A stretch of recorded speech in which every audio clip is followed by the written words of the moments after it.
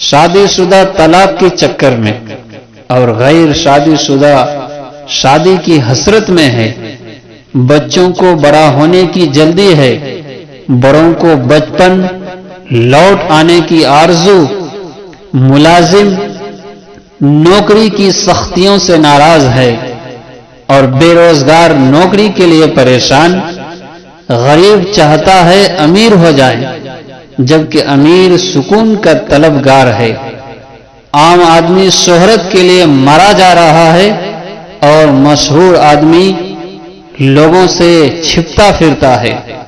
ہم سب ناخوش ہیں، جانتے ہیں کیوں؟ کیونکہ ہم اللہ کی رضا میں راضی نہیں ہیں۔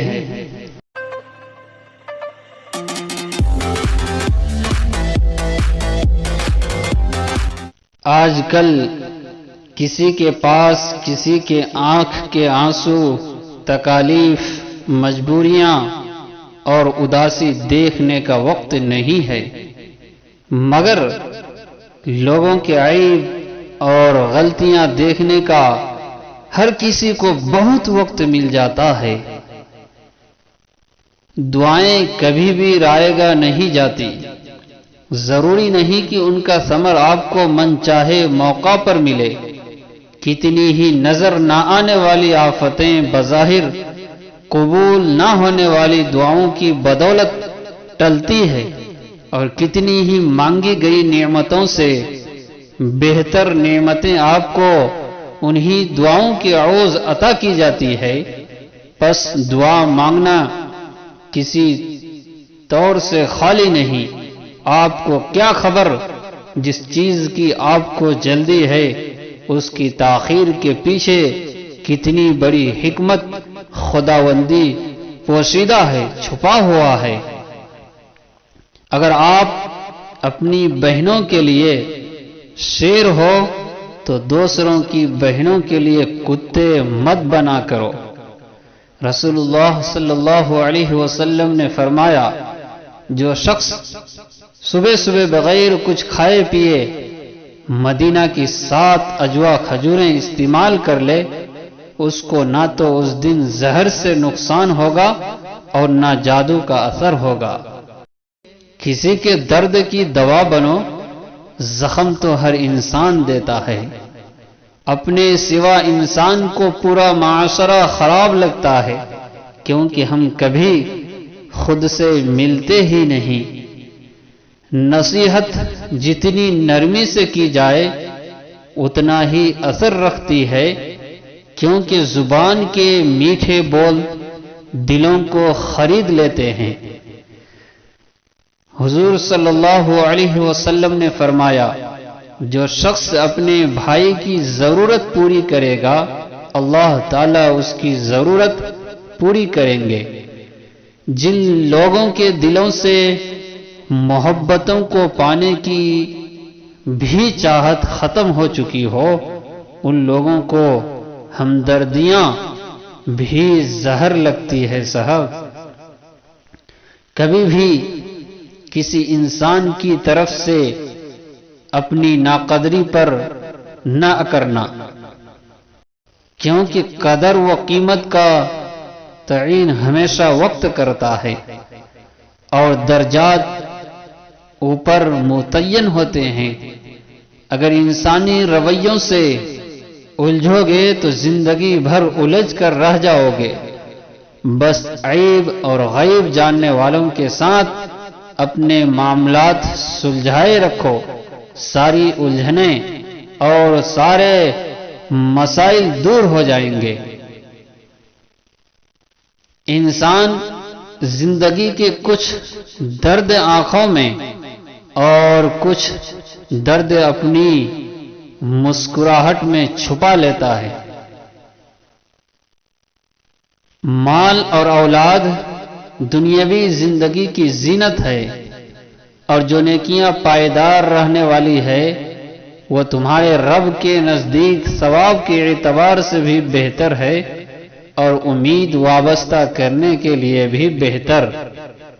ہم کسی کو زبردستی اپنے لیے مخلص نہیں کر سکتے، اخلاص تو ایک دلی احساس ہے، یہ خود پیدا ہو جائے تو ٹھیک، ورنہ ساری باتیں رائے گا اور بیکار ہے۔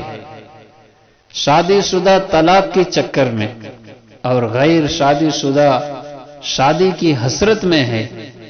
بچوں کو بڑا ہونے کی جلدی ہے، بڑوں کو بچپن لوٹ آنے کی آرزو، ملازم نوکری کی سختیوں سے ناراض ہے اور بے روزگار نوکری کے لیے پریشان، غریب چاہتا ہے امیر ہو جائے جبکہ امیر سکون کا طلبگار ہے، عام آدمی شہرت کے لیے مرا جا رہا ہے اور مشہور آدمی لوگوں سے چھپتا پھرتا ہے۔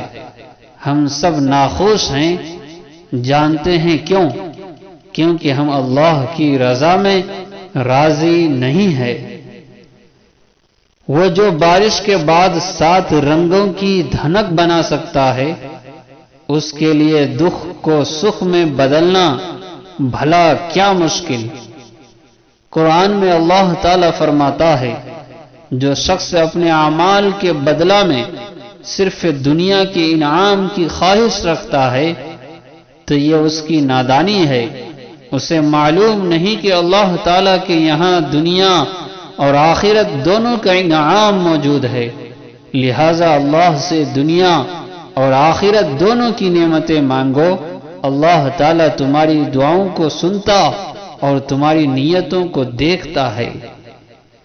چھوٹی چھوٹی باتیں بڑے بڑے رشتوں میں ایسے بدگمانی کے سوراخ کر دیتی ہے کہ انسان ساری عمر ان سوراخوں میں وضاحتوں کی اینٹیں لگا کر بھی اپنے خوبصورت رشتوں کو بچا نہیں سکتا۔ خود کو کسی کی امانت سمجھ کر ہر لمحہ وفادار رہنا بھی محبت ہے۔ تجربہ وہ کنگھی ہے جو زندگی میں اس وقت ہاتھ آتی ہے جب بال جھڑ چکے ہوتے ہیں۔ خوبصورتی دل اور ضمیر دونوں میں ہونی چاہیے۔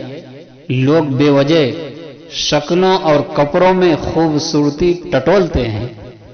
حضرت ابو سعید خضری رضی اللہ تعالی عنہ بیان کرتے ہیں کہ نبی کریم صلی اللہ علیہ وسلم نے فرمایا، جس نے جمعہ کی رات سورۃ الکہف تلاوت کی، اس کے اور بیت اللہ کے درمیان نور کی روشنی ہو جاتی ہے۔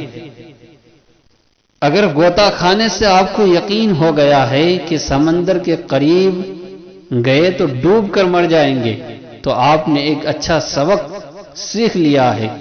کچھ ہی دیر میں آپ کی اکھڑی سانسیں بحال ہو جائے گی، اور یہ آپ کے لیے پریشانی کی بات نہیں، کیونکہ آپ کی جان بچ گئی ہے۔ اسی طرح اس دنیا میں غوطہ کھانے کے بعد اپنی خواہشات کی تکمیل میں حلال حرام کی تمیز نہ رکھنے کے بعد اگر آپ کو ہوش آ گیا تو آپ ڈوبنے سے بچ گئے ہیں۔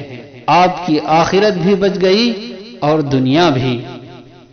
صرف اپنے آپ کو صاف رکھنا نصف ایمان نہیں، اپنی سوچ اور دل کو بھی صاف رکھنا نصف ایمان ہے۔ چاہے آپ اپنے بچوں پر دنیا کے خزانے کیوں نہ خرچ کریں، مگر قیامت کے دن وہ آپ سے بھاگیں گے، اور اگر آپ نے انہیں قرآن سکھایا تو وہ آپ کو تلاش کریں گے تاکہ آپ کو وقار کا تاج پہنائیں۔ کچھ رشتوں کو مکمل نبھانے کی قربانی اکثر ہماری ذات نامکمل کر دیتی ہے۔